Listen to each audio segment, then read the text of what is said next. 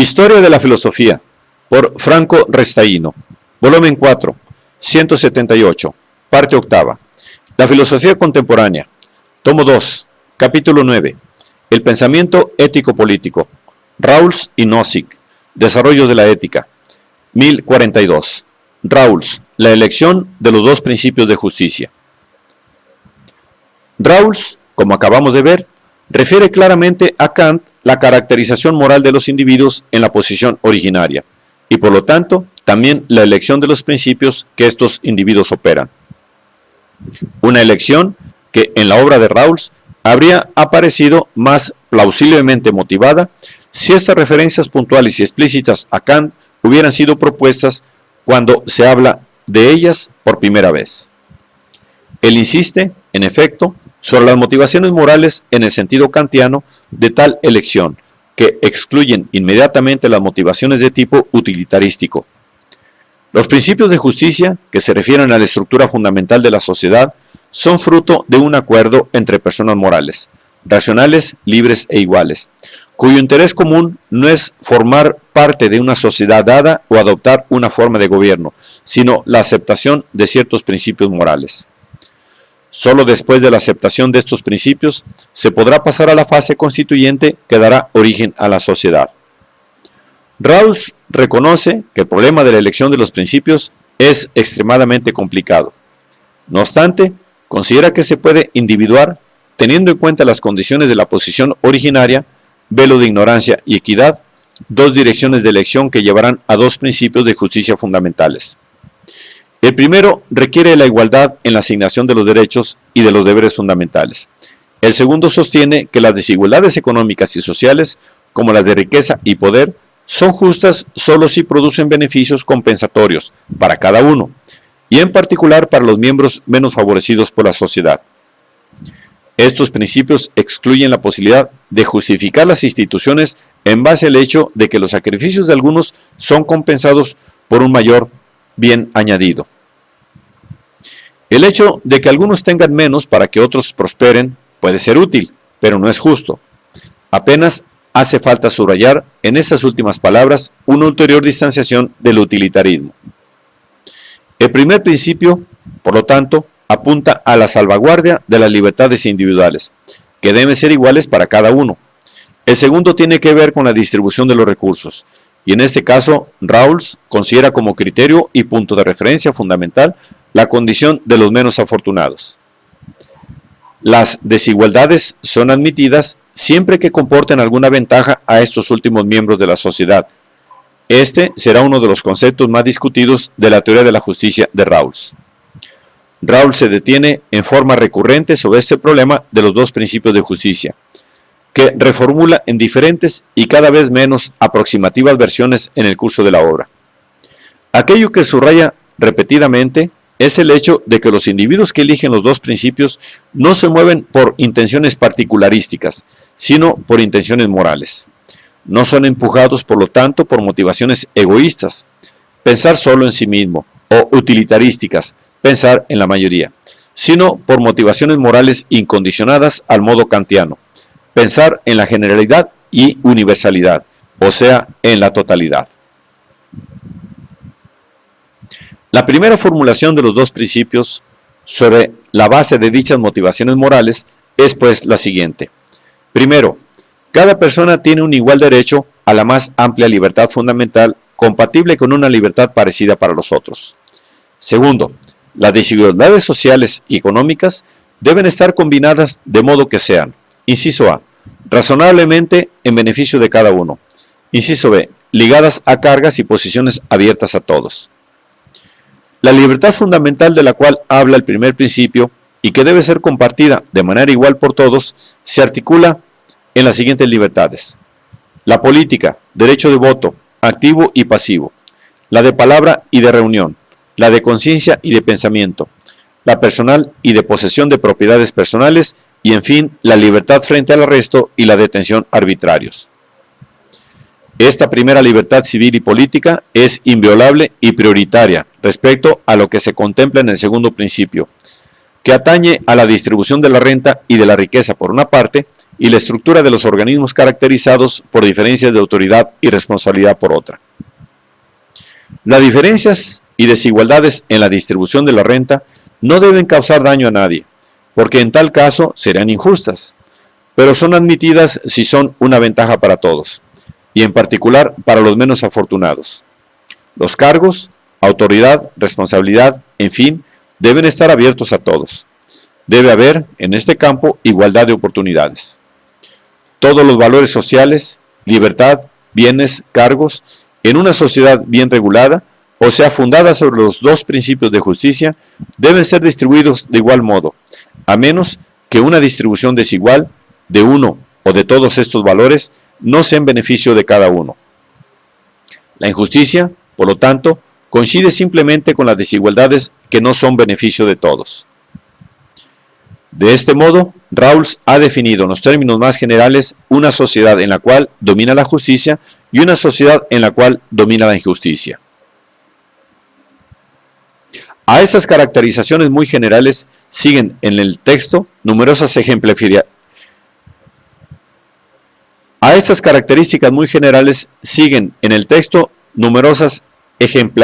ejemplarizaciones, especificaciones y precisiones desarrolladas de manera minuciosa pero siempre clara. En el plano más propiamente teórico, el interés mayor del autor se dirige al segundo de los dos principios, que es profundizado y articulado, siguiendo las posibles aplicaciones en el ámbito de una sociedad justa. En el centro de las reflexiones de Rawls sobre este principio está el problema, como se ha mencionado anteriormente, de los menos aventajados, o sea, de cómo la sociedad justa debe tratar a sus miembros menos favorecidos. Rawls se da cuenta de la dificultad de definir en el ámbito de una sociedad el grupo menos favorecido y de la imposibilidad de evitar una cierta arbitrariedad al definirlo. Menos favorecidos son aquellos que se encuentran en condiciones económicas precarias, pero también aquellos que por razones naturales no dependientes de la sociedad se hallan menos aventajados respecto a la media. En ambos casos, las desventajas que caracterizan a tales individuos son inmerecidas y requieren, según Rawls, una reparación. Rawls eleva además al estatus de principio la obligación de la sociedad de reparar las desventajas sociales, económicas o naturales que definen al grupo menos favorecido. No es calificable como justo o injusto el hecho de que existan individuos menos favorecidos dentro de la sociedad. Se lo puede justificar, en cambio, como un hecho natural. Aquello que es justo o injusto es el modo en que las instituciones tratan estos hechos. Las sociedades aristocráticas o de castas hacen de estos hechos contingentes la base adscriptiva sobre la cual se asigna la pertenencia a una clase social más o menos cerrada y privilegiada. El principio de reparación, que debe caracterizar una sociedad justa, afirma en cambio que si se quiere tratar igualmente a todas las personas y si se quiere asegurar a todos una efectiva igualdad de oportunidades, la sociedad debe prestar mayor atención a aquellos que han nacido con menos dotes o en posiciones sociales menos favorables. La idea es la de reparar injusticias causadas en dirección de la igualdad. Para obtener este objetivo, se deberían emplear más recursos en la educación de los menos inteligentes que en la de los más dotados, por lo menos en un determinado periodo de la vida, el de los primeros años de escuela. Al principio de reparación, que de todo modo representa uno de los elementos de nuestra concepción de la justicia, se añade, con fines más amplios y siempre inclinados a garantizar la igualdad de oportunidades, tanto en el presente como en el futuro, otro principio mucho más importante y esencial en una sociedad bien regulada, el principio de diferencia. Este, en lugar de partir de la condición de los menos aventajados, parte de la de los más aventajados, y requiere que las mayores expectativas de los más aventajados contribuyan a las perspectivas de los que lo son menos. El principio de diferencia desempeña un rol central en la realización del segundo principio de justicia. Implica y utiliza el principio de reparación, que es de una única dirección, remediar las ofensas inmerecidas de los menos aventajados, y expresa una condición de reciprocidad. Es un principio de beneficio recíproco, es igualitario, tiende a un equilibrio proyectado hacia el futuro, parte del presupuesto, esencial en una sociedad bien regulada, de que el bienestar de cada uno depende de un esquema de cooperación social, a falta del cual nadie podría tener una existencia satisfactoria. Sobre este principio de diferencia, que más adelante vinculará a la regla del máximo, Rawls escribe páginas muy refinadas, tanto desde el punto de vista teórico como desde el punto de vista ético. Refiriéndose a los principios de la Revolución Francesa, libertad, igualdad, fraternidad, observa cómo el último de estos principios ha sido normalmente descuidado y ha tenido siempre un rol secundario en la teoría de la democracia. Pues bien, el principio de diferencia puede dar finalmente una interpretación satisfactoria y un apoyo teórico y práctico precisamente al principio de fraternidad, convirtiéndolo en un elemento esencial de una teoría democrática de la sociedad justa. Encuentra su ejemplarización natural en el ámbito de la vida de una familia bien regulada y es extensible a toda la sociedad con efectos de equilibrio y de proyección en el futuro de la exigencia de las exigencias de igualdad que expresa. El principio de diferencia parece corresponder al significado natural de la fraternidad, o sea, a la idea de no desear mayores ventajas a menos que eso no sea en beneficio de aquellos que están menos bien. La familia, en términos ideales, pero a menudo también en la práctica, es uno de los lugares en los cuales el principio de maximizar la suma de las ventajas es rechazado. En general, los miembros de una familia no desean tener ventajas, a menos que ello promueva los intereses de los miembros restantes. Querer actuar según el principio de diferencia tiene exactamente las mismas consecuencias. Aquellos que se encuentran en las condiciones mejores desean obtener mayores beneficios solamente en el interior de un esquema en el cual eso es en beneficio de los menos afortunados. Llegados a este punto, Rawls puede conectar eficazmente su teoría de la justicia en la interpretación democrática a los tres principios de la Revolución Francesa. Podemos asociar a las tradicionales ideas de libertad, igualdad y fraternidad la interpretación democrática de los principios de justicia del modo siguiente. La libertad corresponde al primer principio, la igualdad a la idea de igualdad del primer principio unida a la igualdad de oportunidades equitativa y la fraternidad al principio de diferencia. De este modo, hemos encontrado un espacio para el concepto de fraternidad en el interior de la interpretación democrática de los dos principios.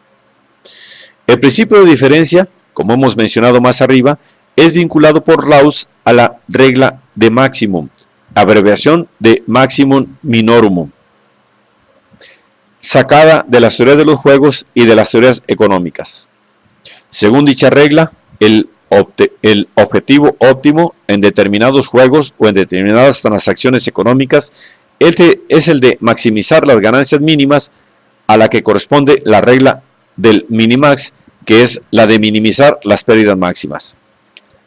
Trasladada al ámbito de la teoría de la justicia, dicha regla se refiere a las relaciones entre los más desaventajados y los menos desaventajados, y hace que se considere el sistema social desde el punto de vista del individuo representativo más desaventajado. Las desigualdades son permitidas cuando maximizan o por lo menos contribuyen generalmente a mejorar las expectativas a largo plazo del grupo menos afortunado de la sociedad.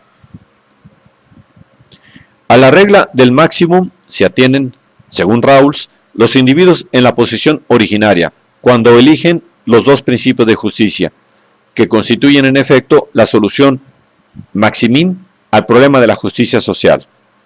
Existe una analogía entre los dos principios y la regla del maximin para la elección en condiciones de incertidumbre.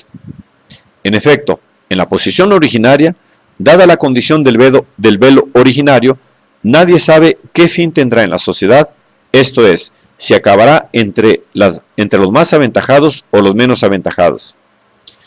En esta incertidumbre de perspectivas, la elección éticamente más justa, apuntar el beneficio de todos, no de uno mismo o de la mayor parte, coincide con la elección también económicamente y socialmente más equitativa, precisamente la de maximin, por lo cual los dos principios elegidos resultan ser, según esta regla, una adecuada concepción mínima de la justicia en una situación de gran incertidumbre.